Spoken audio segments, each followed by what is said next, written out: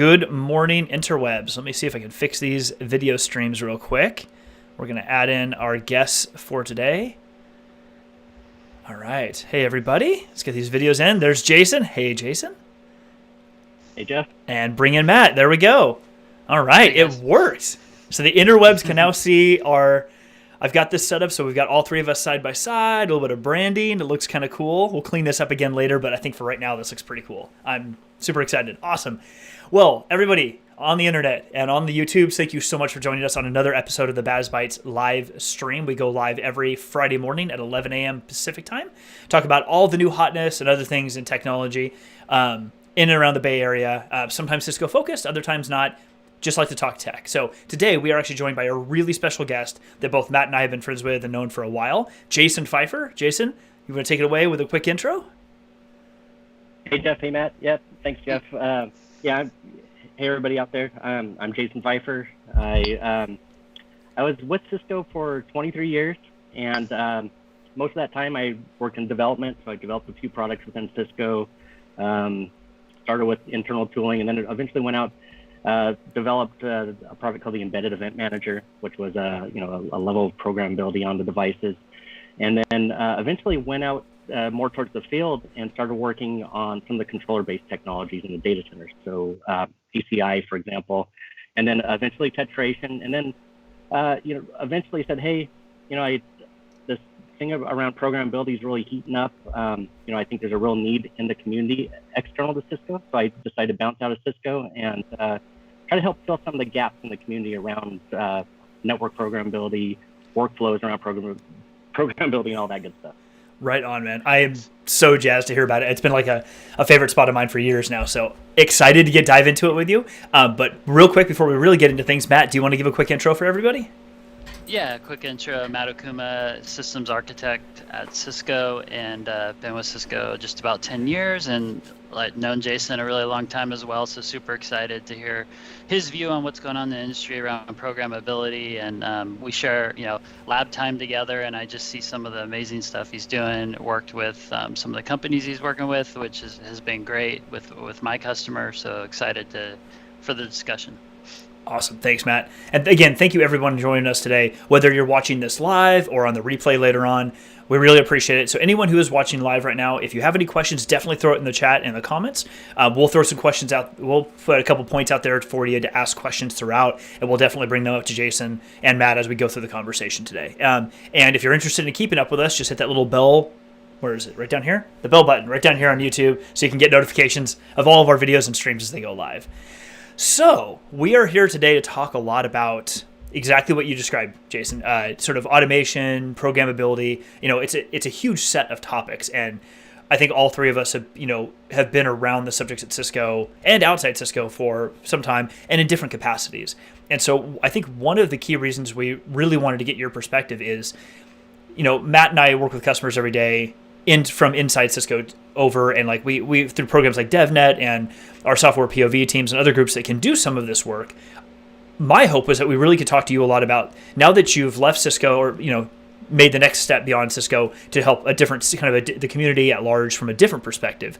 I'm really curious from your take on how are customers or companies coming to you, and what are they really asking for from you because we all hear all of us hear the term automation. It's like, yeah, but it's a pretty abstract term. It can mean just about anything from a simple bash script to, a Python file that you run that does one thing to something much, much bigger and nebulous than that. So I'd really love to start off with, what is sort of your take on what this whole thing about automation really means? Sure. Yeah, absolutely. And, we've seen a big evolution of programmability with devices, right? Network devices, turning your network into a service as much as possible, right? And, the biggest questions, desires today that I see is really just tying the infrastructure into more workflows, right? So more workflows that tie back to the business, right? Things like, hey, somebody wants to come in, click a button, maybe do a request through an ITSM platform, and have the network compute infrastructure automatically deployed immediately, right?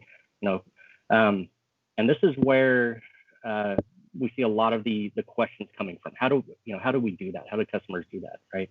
And the change from the direct device by device programmability really, that was a challenge making that happen in today's world. But now that we've come out with more controller-based technologies, we see a lot of that single points of interaction through APIs. That makes it a lot easier to tie into these higher level workflows, right? And so we see a lot of that, the industry changing by going through these controllers that really take care of kind of the underlying real, nuts and bolts of bit twiddling on the device themselves, and makes it easier for people to really, just interact with devices and tie up to those higher level workflows. So we see a lot of that. And then more recently, seeing a lot of the questions around hybrid cloud, right? And hybrid cloud might be, hey, how do I actually tie in my on-premises infrastructure to a cloud infrastructure and, make those workflows happen? So, it starts with, hey, on your on-prem infrastructure, how do you basically, how do the IT departments create an experience for their customers that even if they are running on-prem, how do they do that so it's like a cloud-like experience, let's say, right? How do they get to the point where they can just click a button and deploy all their on-prem infrastructure in a very easy manner, right? As well as, okay, now as maybe some of the workloads they want to explore what a cloud experience looks like and get that kind of hybrid cloud between on-prem and a cloud provider, how do they make that happen in a seamless way, right? Because now, all of a sudden you're starting to manage two different environments. You want to make sure you get a good handle on that. So you want that visibility, you want that automation between multiple environments. And then you add another cloud and it just becomes a lot more complex, right? So that's where that automation really helps there. And we see a lot of companies, forming and growing around just kind of that, what I kind of feel is that gap, right? It's kind of that black hole between the different cloud providers. How do you get that security between on-prem and cloud, and how do you get that visibility that's needed in cloud? Yeah. Matt, go ahead. Oh, I was just going to tag on to that, a quick point of view I'd like to get from you, Jason, on. I talk to a lot of customers a lot about kind of next generation architectures whenever there's like a data center refresh, for instance, and the value of ACI and the controller-based architecture, or SD-WAN with controller-based architecture.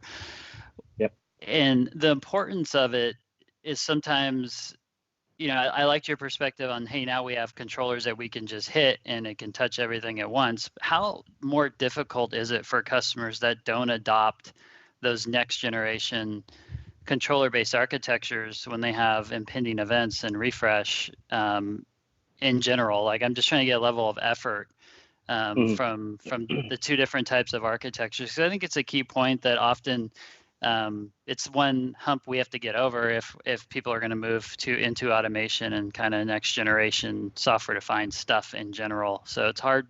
I like your perspective on it, so customers understand what the decision they're making and pros and cons for each. Sure. Yeah, absolutely. Now, there are a lot of tools. So if we take the differences, right, between a non-controller architecture and a controller architecture, starting with the non-controller pieces. So when you're working with at that level, you need to hit every box individually, manage it as an individual box, and you can create a systems approach yourself by tying in, using some helper tools, maybe, some configuration management tools now have kind of, expanded towards kind of the networking elements as well. So, we see things like, Ansible, Chef, Puppet, those guys. We see a lot of playbooks, we see a lot of recipes, and, attaching themselves to kind of the network elements as well today, which helps more of a kind of that system approach. But if you don't have that kind of built in from the vendor controller, you have to, there's a lot of work that needs to be done to kind of build a lot of the kind of manageability pieces in. It might be, hey, I want to get data back from those elements that are just monitoring data, right? So maybe it's even things like all the way down to temperature data on the devices. So that's all stuff that you actually have to write in as part of those configuration management tools, writing the modules underneath. And, there's people that are writing that, but, products change as well, versions change, and you have to actually update all that information. They have to make sure somebody's actually updating all those individual files and whatnot. So it's a lot easier if you stick with basically a vendor-based controller, because, you're always sure that as versions upgrade, as things change under the hood, the controller is, stays up to date with all those changes in software, right? So, overall, I feel the experience through the controller is a lot easier. And again, it's one API for everything that you tap into. But it can be done on individual box. You just have to be really diligent in terms of handling upgrades, handling changes in the underlying infrastructure. Gotcha. Yeah. Yeah, it seems like, and just to, I think probably to clarify for the audience, because some folks that might be watching this may probably understand what the controller model is, maybe not. Would you mind giving us, I guess it's two parts. Would you mind giving everyone just a quick overview of like what this controller based design or architecture you're referring to generally is? And then I think second from that is, what are, you mentioned that sort of there's some of those challenges that you can experience when you're not using the controller, when you're having to go at it one by one. Could you maybe talk through a little bit of like what the actual heartache might look like when you're trying to do this without a controller? Yeah, sure. So when I'm talking about controllers here, let's take an example. Let's take it in the data center. We've had, so Cisco has had Cisco ACI for a while now, right? Advanced application-centric infrastructure. And basically, the way that works is you have your devices in the data center, right? Pretty much all companies and all topologies in the data center are moving more towards a spine leaf, two-tier type topology, right? Because it grows great horizontally, right? You get known pathways between every single device in the infrastructure, so it allows us to get really good measurements around things like latency to have the ability to steer traffic automatically down different pathways if needed, things like that, right? So we've had that. So we've had ACI for a while, right? So that's managing that two-tier topology. Now, what it does is it basically builds a fabric of all those devices automatically, right? So the nice thing about that is through that controller. So ACI has that 8-bit controller. Through that controller, it's like you're managing a single device, right? And that's really the difference between if you're managing each box by box instead of going through that controller. Now that the whole system acts as one. And so, if things are going wrong anywhere in the boxes, it's going to boil up to that controller. You're going to see it through that controller. You're going to get, you can subscribe for events through that controller. And just basically, allows you to have that single point of that fabric management. So, when we talk about ACI, for example, that 8-bit controller kind of becomes your supervisor. So if you're familiar with a modular box, maybe next to 7,000, like that, you have fabric modules, you have line cards, you have a supervisor module that you actually plug the console into, right? So now that 8-bit becomes your supervisor module for the entire fabric for all the boxes across the system. And so it makes it really easy to have that single point of contact, right? And get information when problems do occur in the fabric, that gets boiled right up to that controller. And, you can set changes right through that controller as well. Now, part two of your question, back to, what happens in a traditional network, or if you didn't have that controller-based technology, basically when things do go wrong, you have to make sure you account for that through your programmability. If you don't, if you're not accounting for that, then you're going to miss problems in the environment, right? And also, as I mentioned with code upgrades, things like that, if anything changes and you've hard-coded some functionality, that's, you have to make sure that you go through a full testing process. It's, the testing is a lot deeper to make sure that, as things change and as you upgrade, that your scripts, your modules, all that stuff, they are updated and they work correctly. That makes sense. So it sounds like, aside from simply creating a single point where any automation you want to run or data gathering you want to do, you can just go to one API, which is the controller. It also simplifies the need to manage all kinds of different things that you have to use to do that automation. And so as opposed to have I've got these 10 different pieces of software or monitoring tools that all have to go to every device I have and have to maintain those lists. It's just call this thing, this construct. It knows about everything and I can learn. And this is probably also kind of a follow-up basic question, but switching over a little bit more to the automation conversation. What would you say are some kind of interesting ways that you're seeing automation or customers or companies ask for automation in their organizations, whether it's IT or out, where you can leverage that sort of controller-based model? What are some of those automation things or problems that you can actually help a company solve with these things like controllers and APIs and tools like that? Yep. So, we're seeing a lot of with today's environment around COVID and all that, we see a lot of information around the edge, right? People want to make sure that their edge the edge connectivity, the edge performance is staying, as it should be, right? So they get that great experience for their, internal users as well as end users. And so we see a lot of programmability around that, just making sure that links, again, around, coming out of across the WAN are staying highly performant, staying active, staying available. So we see a lot of stuff around, the SD-WAN overlays there with the programmability of the controllers, even making sure, it might even be cost savings, right? So, some companies want to, they wanted to maybe use some of their more expensive links less at off times and off hours. So things like SD-WAN really help you do that when you have an API that you can come in there and say, hey, maybe at this time of day, I want to send out my traffic over my cheaper link, because it doesn't matter. My performance doesn't matter at midnight maybe. Mm-hmm. But during traditional business hours, I want to go ahead and use my more expensive, higher performing links to flip traffic around that way. We're seeing questions around that. And again, just connectivity between the different cloud environments as well, right, is always top of mind for a lot of customers. And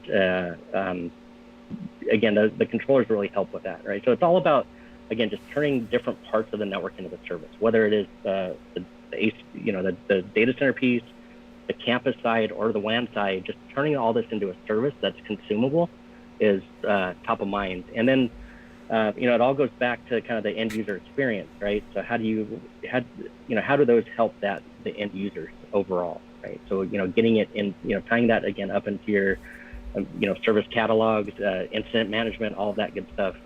Pulling all that data from those controllers is really top of mind, I'd say, today. Yeah, that makes a lot of sense. We'll take a quick pause there. I mean, we could keep talking about this, I'm sure, for hours.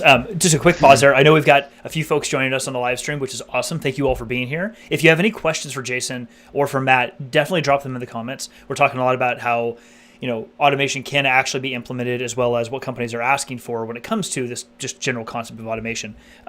Now, Matt, I know that you and Jason have worked together a lot on some companies that you support, and it's actually probably perfect timing because, Jason, you mentioned SD-WAN. So, Matt, I figured I'd turn it over to you because I know you've got some interesting stories to tell and probably some questions around that as well.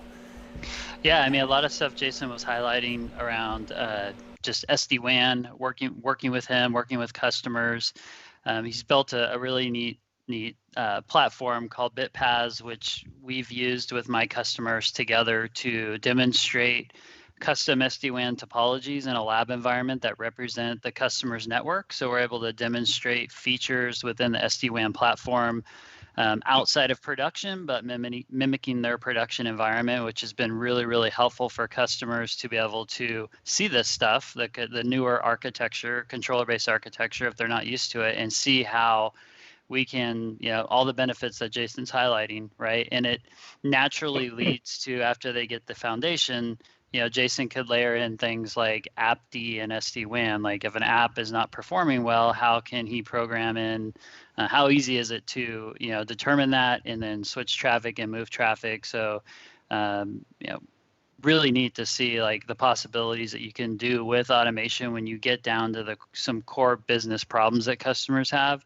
It seems like, oh yeah, we can definitely kind of fit that into automation and the APIs and the stuff that the products can do, which has been really, really fun to solve for customers with Jason.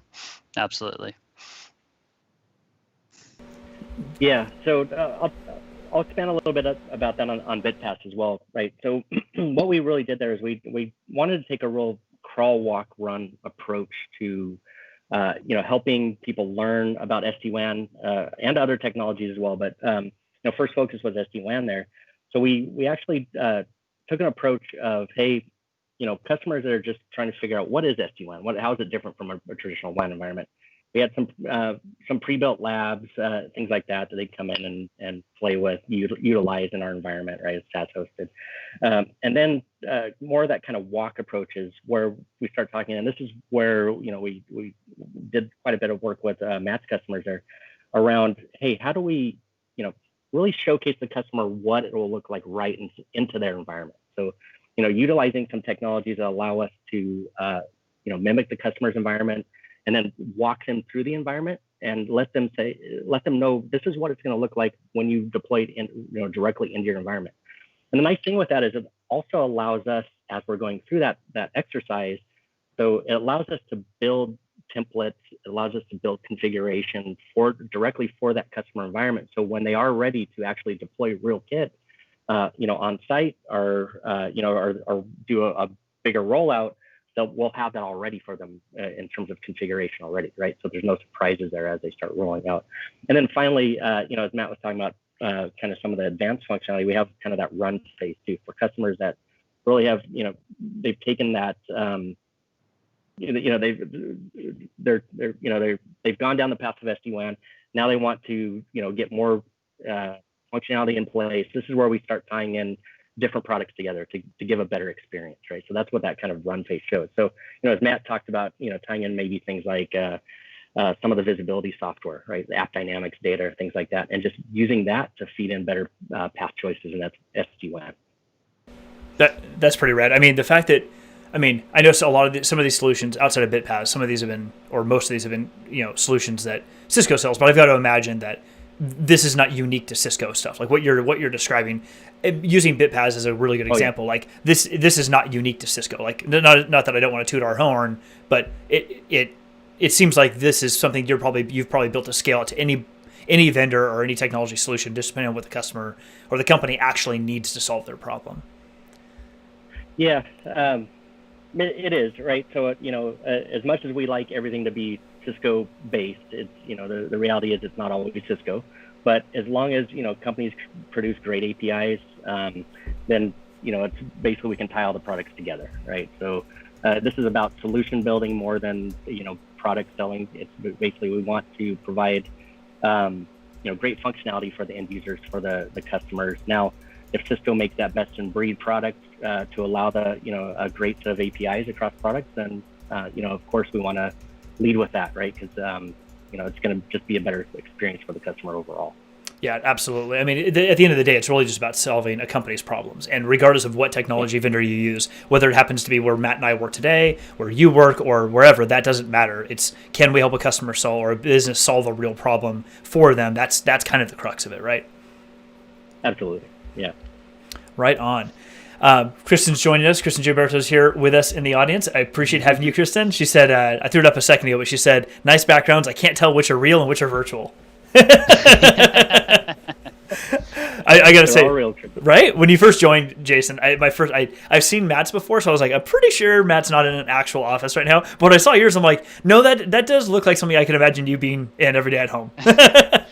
Sitting on his little colored stool, programming. Yep. Kanban board in the background, whatever. That's awesome. It's like a great off. Fantastic. Well, listen, we're right about the 30 minutes. Jason, where can folks find you? Like, I'm sure they can find you online, but do you have any kind of final like points you really want to drive home about the use of automation for businesses to solve real problems, APIs, programmability, anything you just kind of want to round this all out with? Yeah. So, as I guess I didn't talk too much about, what I'm doing externally right now, but, I'm working as CTO with BayInfoTech. So you can find us there for kind of that network programmability, network automation. Again, if you want to check out BitPass or what we talked about, look us up, for that. And we also have a sister company that's more kind of the cloud focused piece as well. It's called Cloud Native.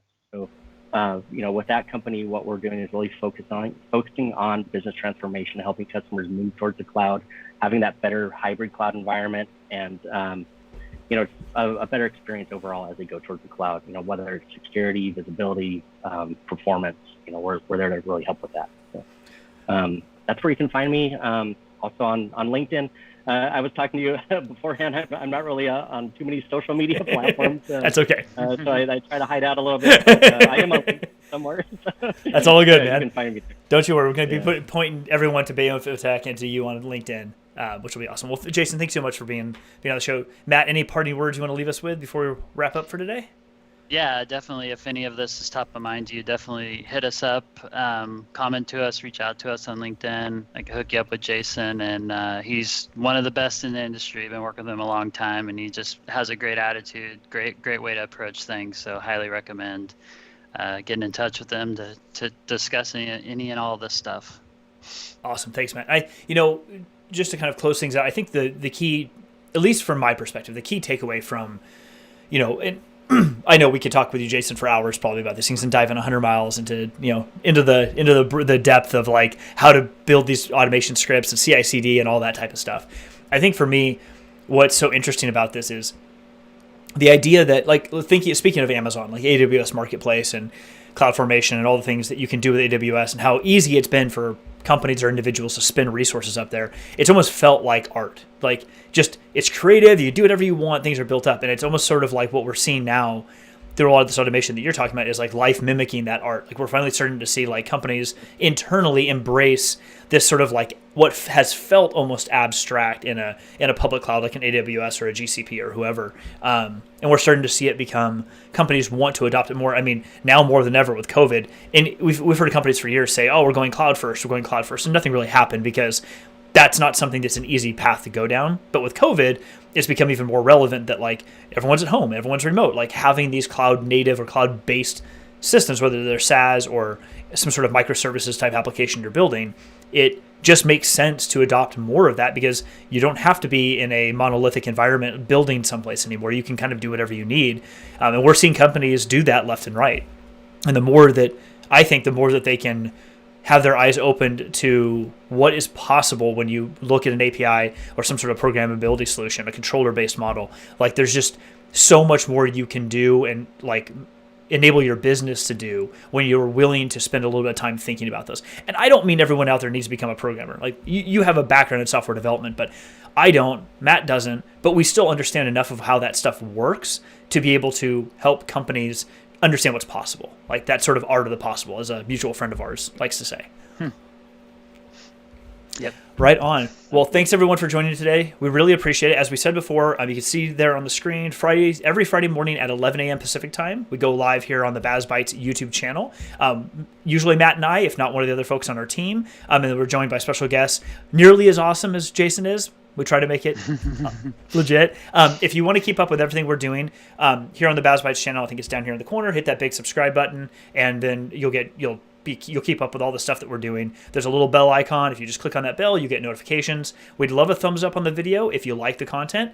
We've got a lot of other videos out there Matt's put together, other SEs on the team have put together around all kinds of Cisco technologies. And then, as Matt said, hit us up in the comments. We're happy to respond to you later on. Have a great day, everybody, and we will see you soon. Bye. Thank you. Take it easy. Mm-hmm. Bye.